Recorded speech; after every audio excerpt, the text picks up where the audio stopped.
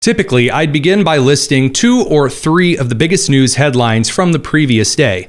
But with yesterday being Veterans Day and yours truly about to travel for a defense summit, we wanted to share our interview with Marine Corps Sergeant Zach Stinson and his journey from an IED casualty in Afghanistan to U.S. Olympic athlete and one of the leaders in the critically important veterans organization, Semper and America's Fund.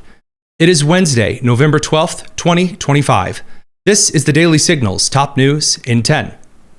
It's a privilege this Veterans Day to be joined by the one and always Marine Zach Stinson. Good to have you, by the way.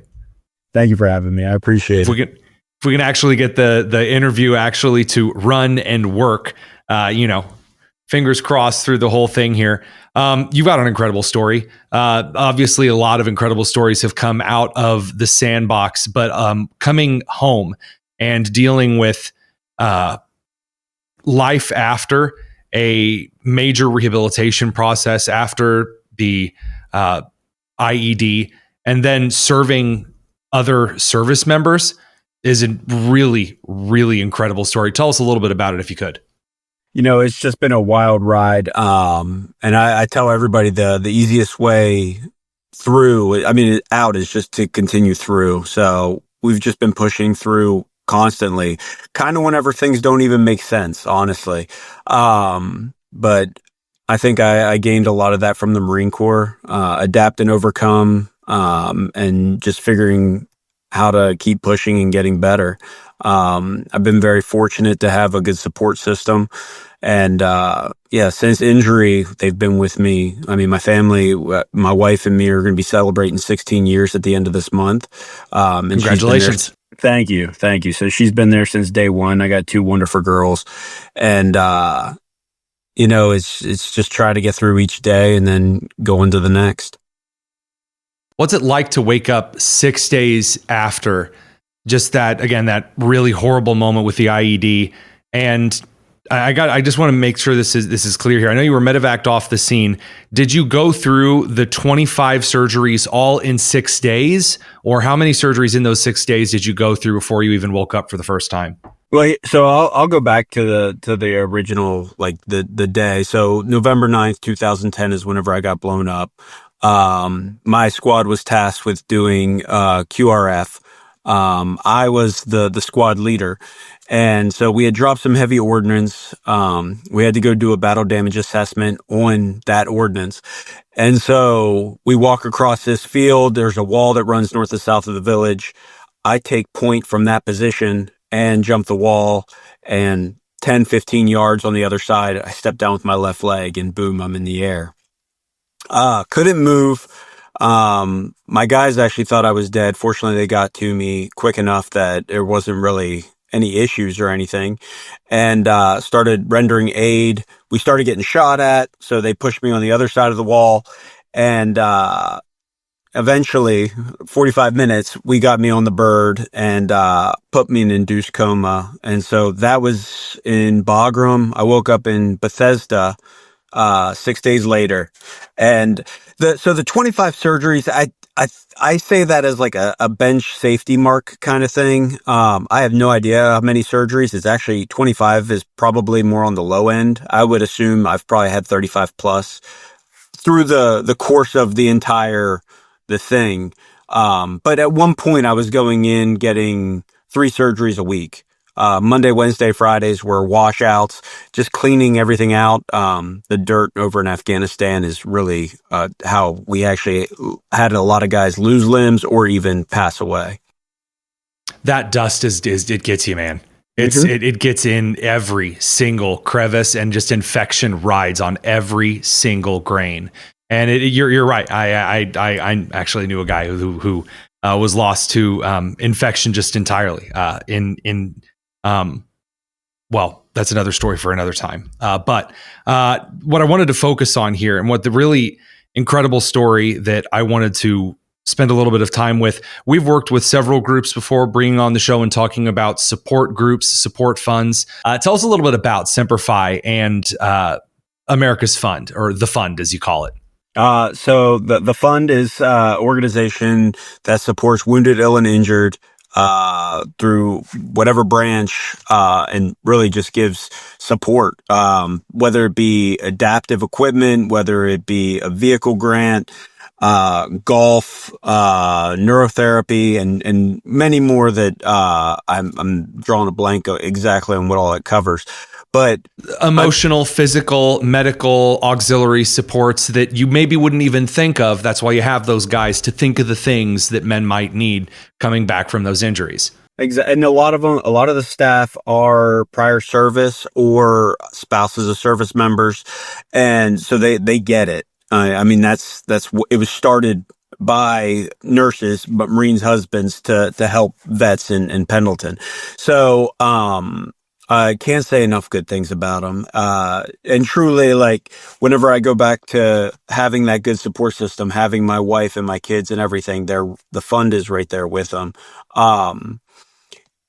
Like, I don't know exactly what number it was, like the third or the fourth person that came in and approached my wife after I had gotten to Bethesda, but I'd imagine it was probably in the close to the top 10. Like, hey, we're with Semper America's fund. Here's my card. Whatever you need, like, we're going to help you walk through this process. And obviously it was a very, overwhelming for my wife initially. And then you kind of fall into the groove. Like, what I say a lot is there's no how-to guide to getting blown up, right? Like, I didn't get blown up and my wife got a packet. Like, this is your life now. So we've learned a lot of things, as we've gone through this process, and the fund has literally been there every step of the way. It started out as small as making sure, like, when I got blown up, my wife was 4 months pregnant with our daughter. So it made sure that my wife had a place to stay, like, working on that she was comfortable. I shouldn't say that the government did make sure she had a place to stay, but that she was comfortable. The big thing that sticks out in our mind, honestly, when we tell this story, is that they gave us winter coats, because I got blown up in November. We live down in North Carolina. We're from Pennsylvania. We understand it gets cold, but,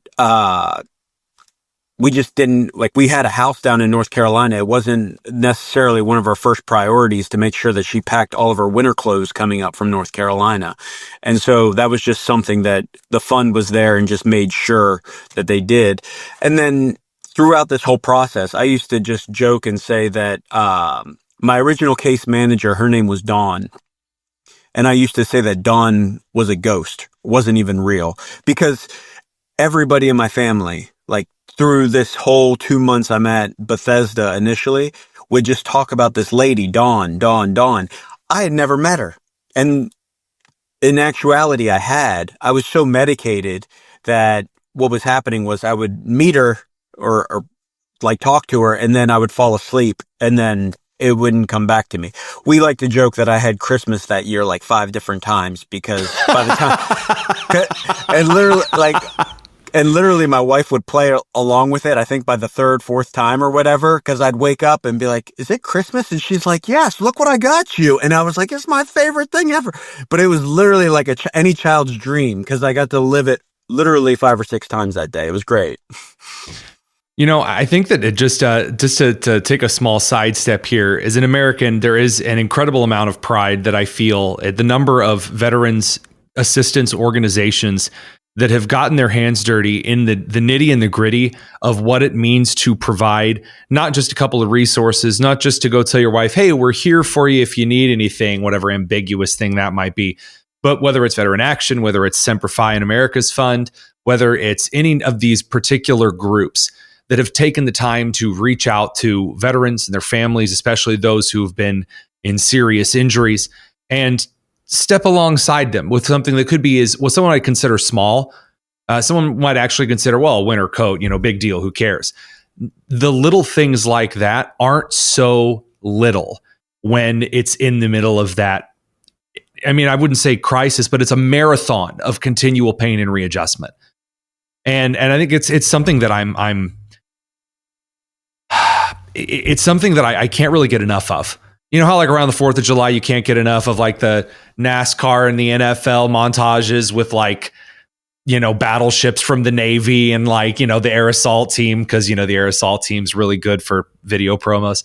But that all said, it is something that gives you pride that's long lasting as an American to know that there are guys and gals that are devoting their lives to digging into the real psychological and physical trauma and making sure that vets and their families have what they need, including community. I believe did the fund get you into sports again, which did I hear that right? Yeah. So I do head cycling. I'm actually on the US paracycling team.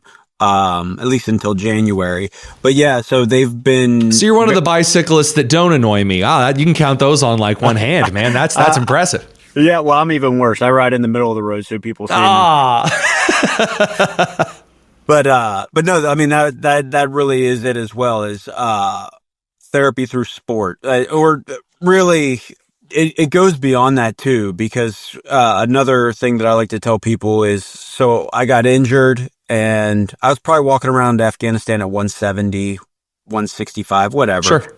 I got blown up. I probably was down to 110 pounds. Gracious. So I don't know exactly what I weighed because I really couldn't move, but I still remember it. The doctor came in and was like, we just need you to eat. But the thing was, no one ever told me to stop eating. So like 3 months later, and this like months and months later, and I look in the mirror and I'm huge. I would say at my heaviest, I was probably at like 220 pounds. And whenever I had legs, it was as easy as like, okay, well, I'm overweight, so we just need to go run. But now it was trying to find out something else that I could do to get that cardio in. And so you just kind of have to find something. And I think that goes for, really anybody with an injury or even adults, really. You just got to find something that keeps you active and keeps you moving. And fortunately, I found mine in hand cycling. I happen to be halfway decent at it. And, they've been instrumental in a lot of my sports equipment stuff. And I would not be able to compete at half the competitions had it not been for them. Man, I tell you what, a Sarnt that can't stay away from sports. I tell you what, man, I love it. I do. I got to say, by the way, just as a small aside, I know the Marine Corps has no problem with this at all because it's the kind of guys the Marines make into great NCOs. But when you were telling me the story of how you struck the IED, that you said I was squad leader and so I took point, dude. I'm telling you, after I was over in the Middle East a couple of weeks ago over in Israel, and I had the displeasure of observing some UN troops in action. Oh, dude, it was just rough. It hurt every part of my body and soul. And so just even that small story reminding me that, yes, we do, in fact, have NCOs that not only while they're in service, they're taking point. Now you're taking point with Tessa, again, with Semper and the fund. Dude, I just love it. I don't care if the interview's over time. I never get to hear good stories like these. It's always someone coming on and they're all bummed and it's some congressional political something and it's exhausting. This is awesome, man. I'm thrilled. No, man. It's life's too short, man. There's joy in everything. Honestly, I went through that as well. There's plenty of times whenever it was just like, woe is me. But there was a time also, I still remember it, and I believe I was in the Malone house in DC, but I was like, the world is going to just keep spinning. Like, I can move with it, or I can stay back and just feel sorry for myself and get all upset, but it really doesn't care. So my attitude is either going to attract people to me, or it's going to push them away. And 15 years later, I might be pushing more people away at this point, but I have a work ethic behind it. I'm sorry, Sarnt. I hate to push back on you like this, but I will. But no, it's crucial that we have guys like you who've been in the bottom of that valley where you thought the world's just going to keep spinning and it sucks and I don't know my way out of it. You guys have to be leading the charge in a way that I never could. What I can do on this is I can point people to you, and those who are tuning into the Tony Kinnett cast, either podcast, streaming, or whatever we're on, they have access to you, and God willing, if there's someone in their life that is in the middle of this crisis, whether it's a physical or a psychological injury, whether it's getting home, and we talked about this with the Veterans Action guys who are working on getting guys reattached to a community to lean on and to be needed from, instead of just being this weird floating cell out by their lonesome. that to know what is going on inside the guy's head, like you truly do, I mean, that's not just crucial. If anyone else other than a guy like you takes the program, I'm walking away. I'm not pointing the magnifying glass at it because it's not going to be as effective. Yeah, there's truth to that for sure, and that's that goes back to what I would say with the fund in any adaptive sports programs. Like I do marathons, I do these competitions with other vets, and whether they're just starting out or they've been doing it for a couple of years, it's really hard. Being in the military, you're next to your brothers and sisters every day for amount of years, and then one day you retire, you go home, and then that's all just gone. You know what I mean? So it was a little bit of a shell shock, especially being at the hospital for 2 years and having guys with injuries. And then I came back, and guess what? No one has injuries. And I still have these organizations and Marine Corps League and other things like that. But not everybody is going through the same things I am. And honestly, a big thing that I ran into initially was not everybody was my age. You had a lot of these Vietnam, even more so back then, but World War II veterans. And, it was hard to find people that I could relate to. So through the years and being with the fund, at like Marine Corps Marathon, I'm back together with all my brothers, and we're all looking at this common goal, 26 miles that's put in front of us. And we all have this same ambition of, we're going to cross the finish line, and we're going to freaking walk, crawl, or fly, whatever way we can get across it. So it's just a great thing. It really is. Again, not just limited to the OEF vets, but I tell you what, the kids are going to be all right with the OEF NCOs, man. I love it. I really do. Well, that said, Sergeant Zach Stinson, I'm sorry to keep you, again, like double what I normally do for an interview. Thefund.org. That is THEFUND.org. Go donate. If you're listening to the show, that's what I'm going to do. I'm going to hop off this interview before producer Nick even gets to edit it. I'm going to go donate because this is crucial. If we can send our vets somewhere, we should be willing and, may I say, excited about making sure their families are whole and those vets are put together when they come back home. Sergeant, thanks for joining us. Can I also just point out real quick? Yes, you can. Semper America's Fund is getting the matches on with the Bob and Renee Parsons Foundation and PXG. So until the end of the year, Bob and Renee Parsons Foundation and PXG will match $7.5 million given to the fund. So, dude, that's incredible. Now, they legally don't let me near golf courses. They just don't. I'm a menace, and I don't mean it in a good way. So I doubt that I would ever, but dude, I tell you what, we'll support it either way. And that's excellent. We'll keep up. We'll have to have you back on when they do that. I don't know. I tell you what, I have to come out and interview you when you're getting into the hand cycling, man. I'm telling you, that's good stuff. All about it, man. I really appreciate you having me. It's been a good time.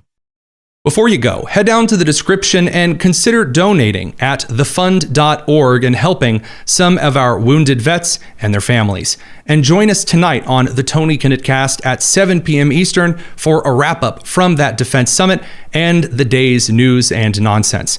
I'm Tony Kinnett, and this has been the Daily Signal's Top News in 10. Take care.